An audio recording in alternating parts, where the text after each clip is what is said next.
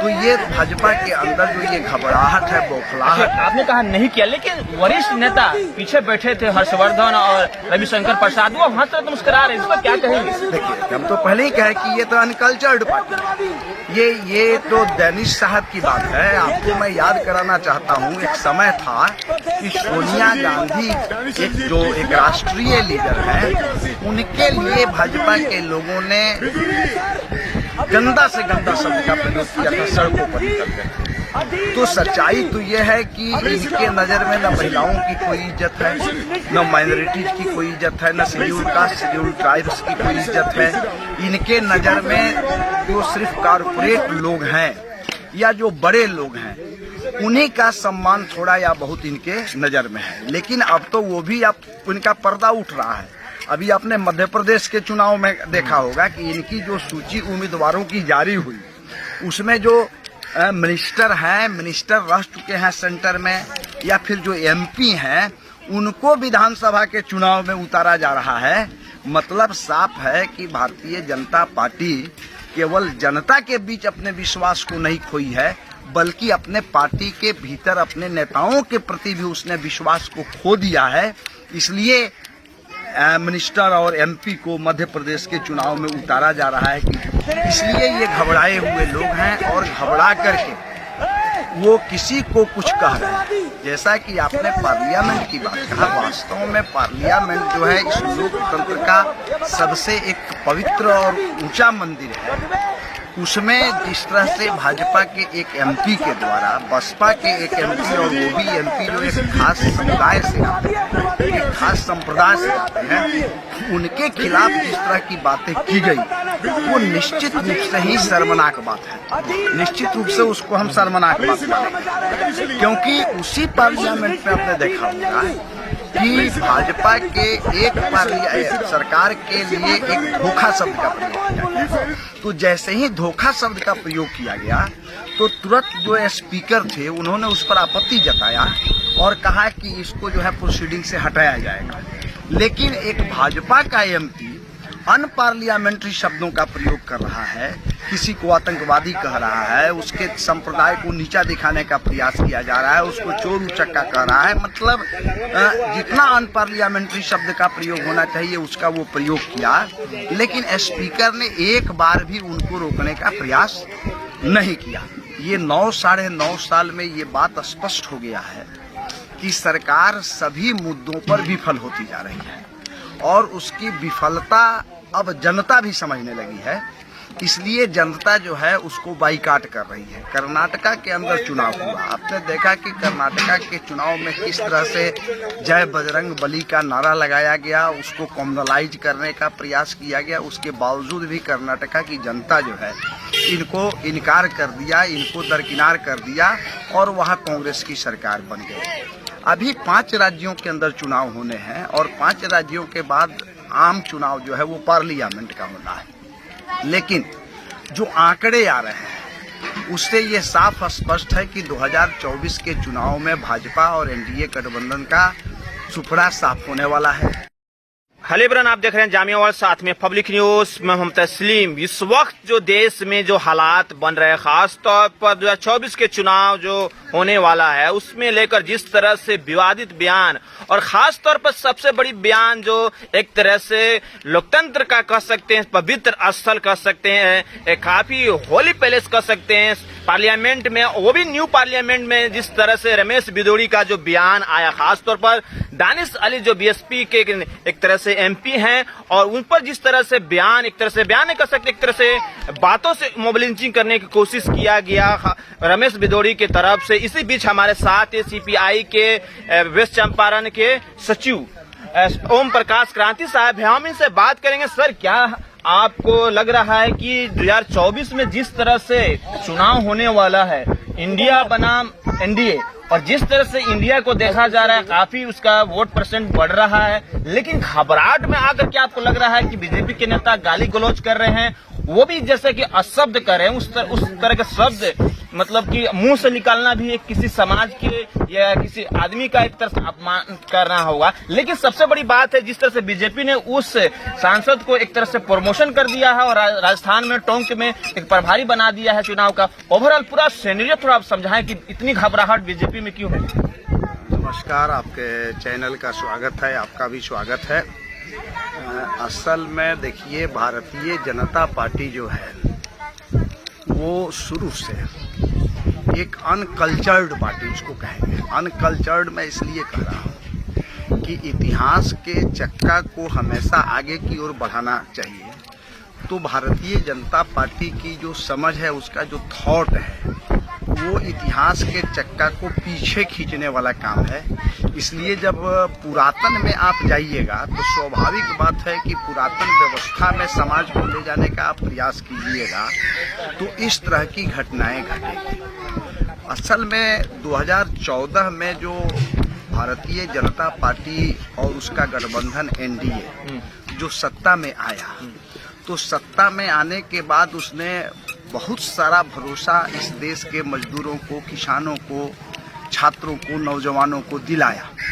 लेकिन ये 9-9.5 साल में ये बात स्पष्ट हो गया है कि सरकार सभी मुद्दों पर विफल होती जा रही है और उसकी विफलता अब जनता भी समझने लगी है।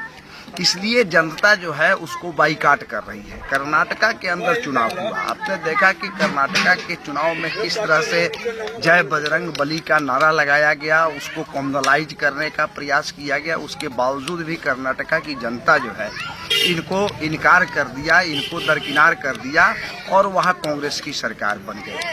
अभी 5 राज्यों के अंदर चुनाव होने हैं और 5 राज्यों के बाद आम चुनाव जो है वो पार्लियामेंट का होना है।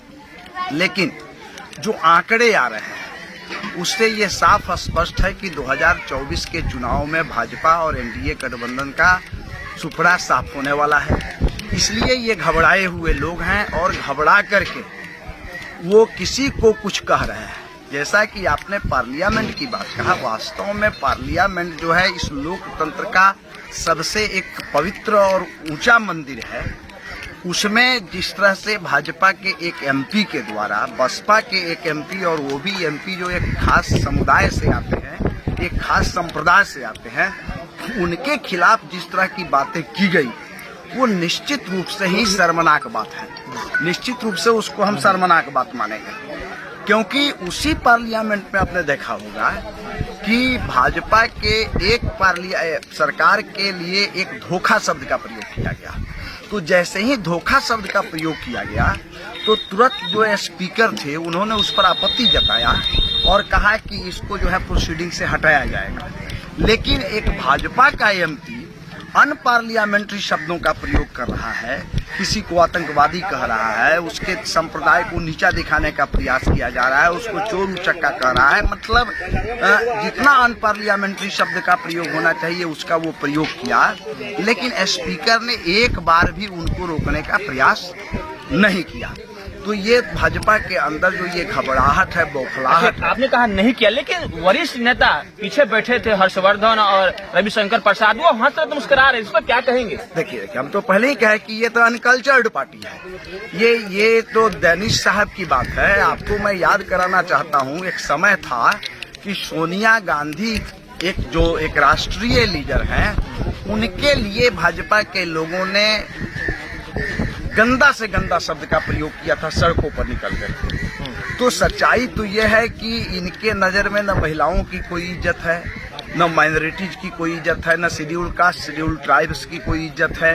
इनके नजर में जो सिर्फ कारपोरेट लोग हैं या जो बड़े लोग हैं उन्हीं का सम्मान थोड़ा या बहुत इनके नजर में है। लेकिन अब तो वो भी अब उनका पर्दा उठ रहा है। अभी आपने मध्य प्रदेश के चुनाव में देखा होगा कि इनकी जो सूची उम्मीदवारों की जारी हुई उसमें जो मिनिस्टर रह चुके हैं सेंटर में या फिर जो एमपी हैं उनको विधानसभा के चुनाव में उतारा जा रहा है।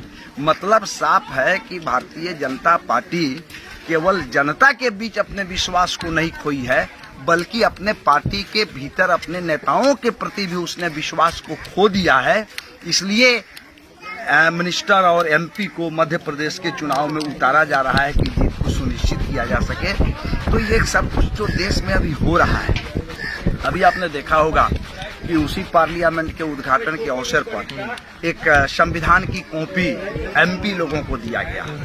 उस संविधान की कॉपी में समाजवाद और धर्मनिरपेक्षता शब्द को विलोपित कर दिया गया है।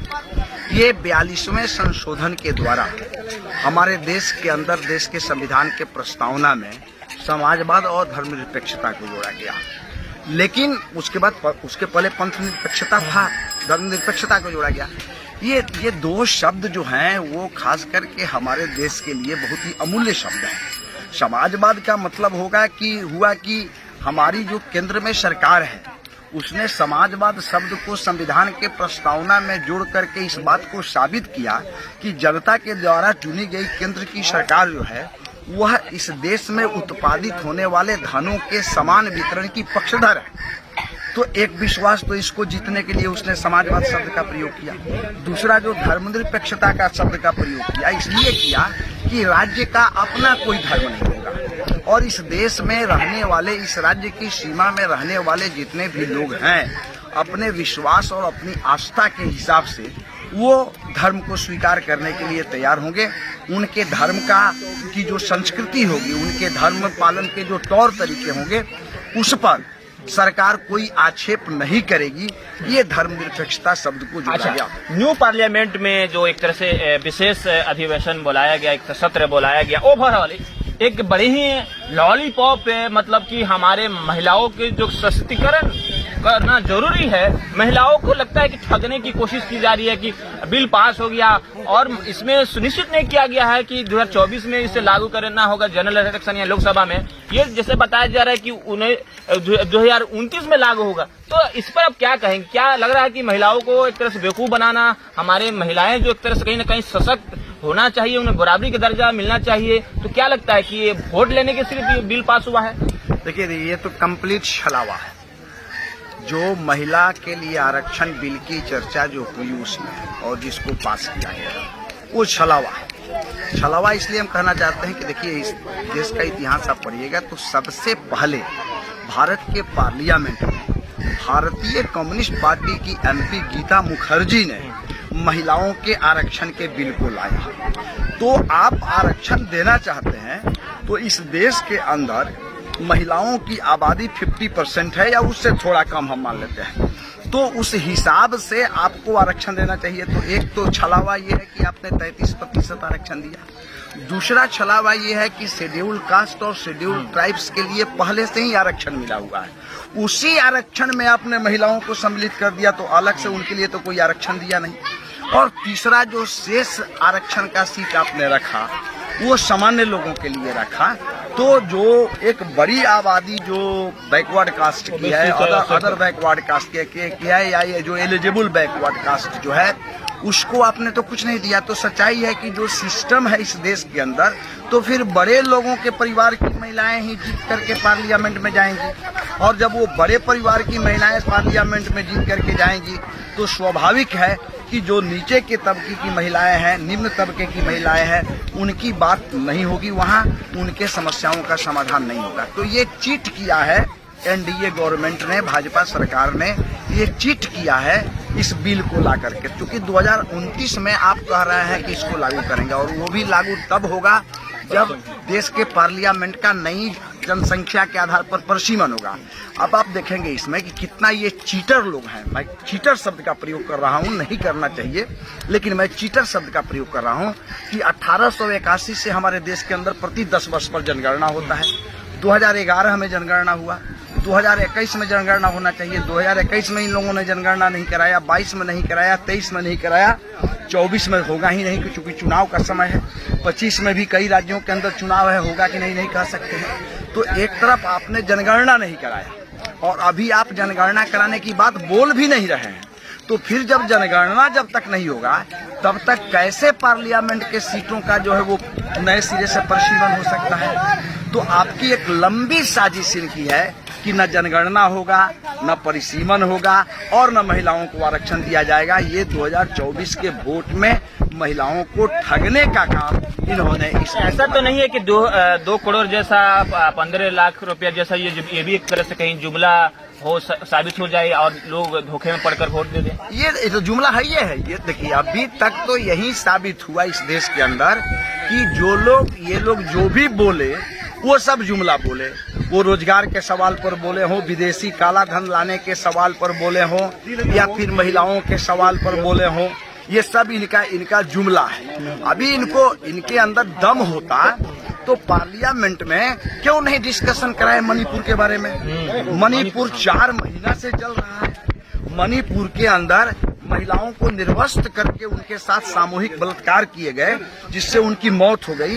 एक बार इस देश के प्रधानमंत्री ने उस नाम पर आंसू नहीं बहाया, एक बार भी नहीं कहा कि हम वहाँ जो कंट्रोल करेंगे। यहाँ तक कि मणिपुर की घटना को कंट्रोल करने के लिए सेना के जवानों को भेजा जा रहा है। तो आप देख रहे होंगे कि सेना के जवानों पर मणिपुर की पुलिस FIR कर रही है, तो इनको सेना पर भी विश्वास नहीं है। आप एक मणिपुर के आप जो जिक्र कर रहे हैं, इससे याद आया कि अभी भी जिस तरह से मणिपुर में जो स्टूडेंट्स का जो हत्या हुआ है, उसके बाद से फिर से वहाँ पर इंटरनेट बंद कर दिया गया है, फिर से हालात और भी बद से बदतर होते जा रहा है। तो क्या लगता है कि ये क्यों हो रहा है, जबकि डबल इंजन की सरकार कहते हैं प्राइम मिनिस्टर मोदी कि हम डबल इंजन की सरकार है, सब जगह अच्छे दिन ला रहे हैं, तो ये क्यों फेल्ड है? क्या लगता है कि वो भी कहीं गुजरात मॉडल तो नहीं वहाँ पर हो जा रहा है? देखिए मणिपुर की घटना जो है वो तो सरकार प्रायोजित घटना है, और उसको कहें कि बीजेपी प्रायोजित घटना है तो कोई इससे अतिशयोक्ति नहीं होगी। इसलिए कि वहाँ जो मैती समुदाय के लोग हैं, जो शैव संप्रदाय या हिंदू मानते हैं, और कुकी और नागा जो लोग हैं वो मोस्टली क्रिश्चियन धर्म को मानने वाले लोग हैं, तो उनको कुकी और नागा लोगों को वहाँ जो पहाड़ी इलाकों के अंदर जो उनको आरक्षण मिला हुआ था कि वहाँ दूसरे लोग जाकर के जमीन नहीं खरीद सकते हैं, नहीं बस सकते हैं, वो कुकी और नागा लोग उस इलाके में रह करके अपना जो खेती बाड़ी करना था वो खेती बाड़ी करते थे। इन लोगों ने मैती समुदाय को उकसाया कि मैती समुदाय को भी आरक्षण मिलना चाहिए और इनको भी अधिकार मिलना चाहिए कि पहाड़ी इलाकों में ये जमीन खरीदें, मिक्सअप संस्कृति डेवलप हो। तो इस पर वहाँ विवाद हुआ। कुकी और नागा लोगों को लगा कि हमारा जो ये एक अधिकार है इस पर हनन हो रहा है, प्रोवोक किया गया, इस तरह से तो प्रोवोक किया गया। तो ये लोगों ने मैती समुदाय को उकसा करके और इस तरह का माहौल जो है वो मणिपुर के अंदर बनाया।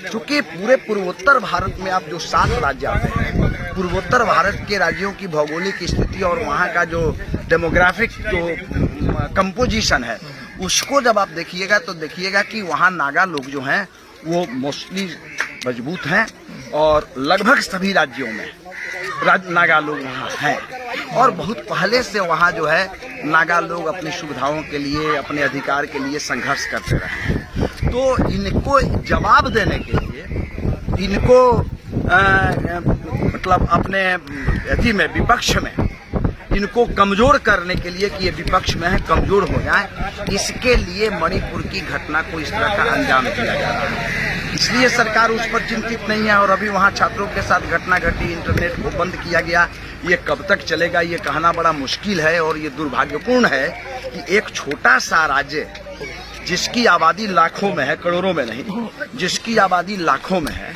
वहाँ जो कुकी समुदाय के और नागा समुदाय के जो वहाँ मेंबर ऑफ असेंबली कंस्टिट्यूएंसी के जो थे, उन लोगों ने समर्थन भी वापस ले लिया इनसे, और इस सरकार पर कई तरह की बातें इन लोगों ने कही, लेकिन सरकार वहाँ कहीं इसमें इंटरेस्टेड नहीं हो रही है। इससे ये साबित होता है कि पूरे पूर्वोत्तर भारत को ये भाजपा के लोग आग में झोंकना चाहते हैं अपने सत्ता के सुख के लिए, अपने सत्ता के स्वार्थ के लिए। तो बहुत बहुत शुक्रिया। बहुत ही एक तरह से कलेक्टिव और बहुत ही इफेक्टिव जो बातें इनसे ओम प्रकाश क्रांति साहब के साथ हुआ, और खास तौर पर जो देश की हालात है और जो कम्युनलिज्म जो चल रहा है, एक तरह से नफरत की आगे एक तरह से फैलाने की कोशिश हो रही है, कहीं न कहीं एक तरह से अंडरस्टैंडिंग समझदार लोग समझते हैं कि अगर ये सही चलता रहा तो देश का भविष्य क्या होगा। बहरहाल जामिया वर्ल्ड देखते रहे, साथ में पब्लिक